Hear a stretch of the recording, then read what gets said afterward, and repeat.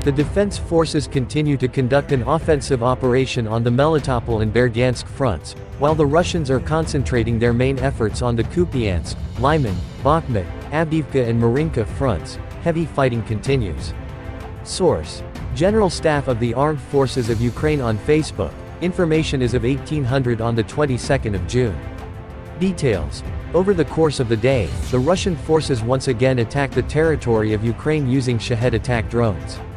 As a result of successful combat operations by the forces and means of air defense of the Air Force, all 5 attack UAVs were destroyed.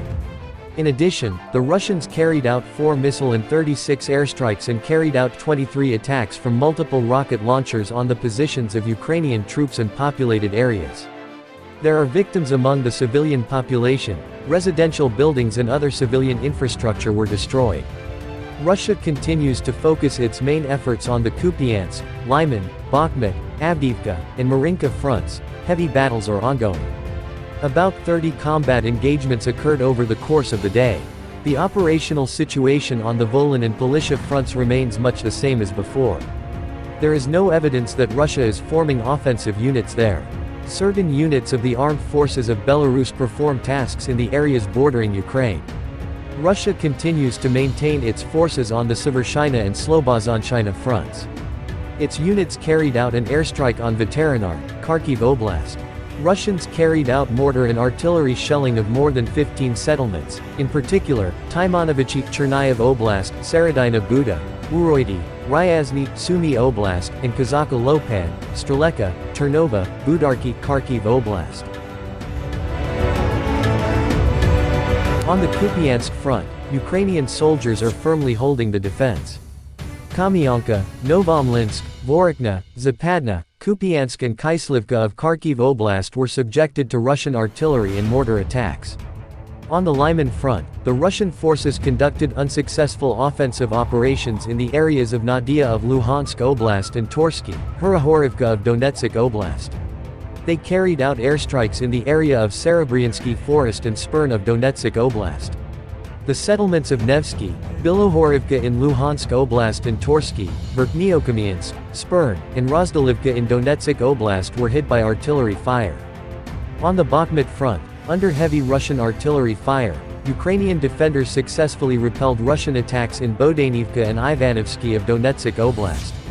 More than 10 settlements, including Vashukivka, Markov, Bodanivka, Ivanovsky, Stupochki, Kostantinivka, Druzhba and New York Donetsk Oblast, were affected by Russian artillery shelling.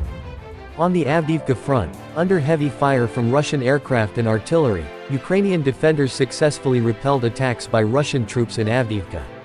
The Russians carried out an airstrike on Severn of Donetsk Oblast. At the same time, they carried out artillery fire on more than 10 settlements, in particular Avdiivka, Pervomaysk and Nevelsky. On the Marinka front, the defense forces continue to hold back the advance of Russian troops in Krasnohorivka and Marinka of Donetsk Oblast. In the vicinity of Krasnohorivka, the Russians carried out an airstrike.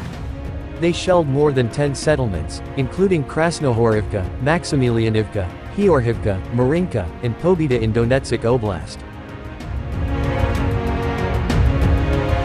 On the Shakhtarsk front, Russians conducted unsuccessful offensive actions in the vicinity of Novomikhailivka, Donetsk Oblast.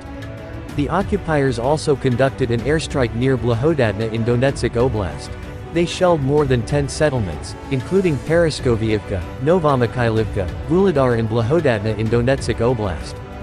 On the Zaporizhia and Kherson fronts, Russia is concentrating its main efforts on preventing the further advance of Ukrainian troops.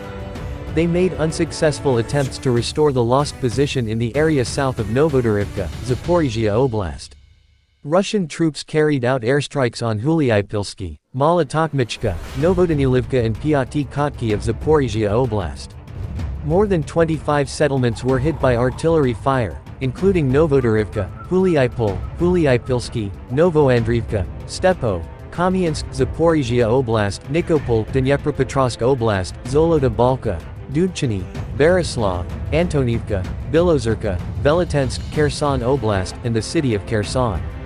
At the same time, the defense forces of Ukraine continue to conduct the offensive operation on the Melitopol and Berdiansk fronts, consolidate their positions, inflict fire damage with artillery on identified Russian targets, and carry out counter-battery measures.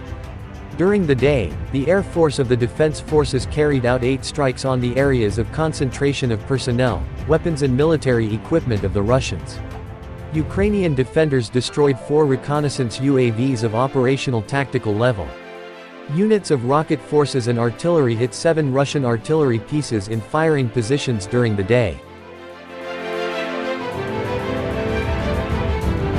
Russians in Mariupol mobilize builders from Uzbekistan, General Staff.